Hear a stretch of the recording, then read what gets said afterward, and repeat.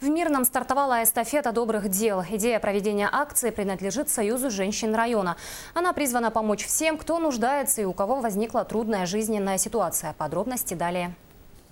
Представители Союза женщин Мирнинского района решили организовать волонтерское движение. Регулярно проводят благотворительные акции, помогают пенсионерам, сиротам, многодетным и малоимущим.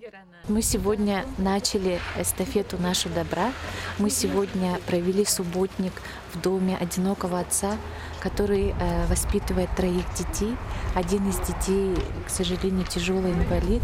Эта семья не всегда жила в таких жутких условиях. Были счастливы до тех пор, пока мать не отстранилась от своих малышей. Сначала пристрастилась к алкоголю, а потом и вовсе уехала искать лучшей жизни. Поэтому мы привезли в данную семью продукты питания, моющие средства, постельное белье, посуду. Пользуясь случаем, я бы хотела поблагодарить наших предпринимателей, которые отозвались и помогли данной семье. Сделал дело, передая эстафету добра дальше по цепочке. Представители Союза женщин уверены, число людей, желающих поучаствовать в акции, будет только расти. Первую эстафетную палочку добра они передали автоклубу «Медведь».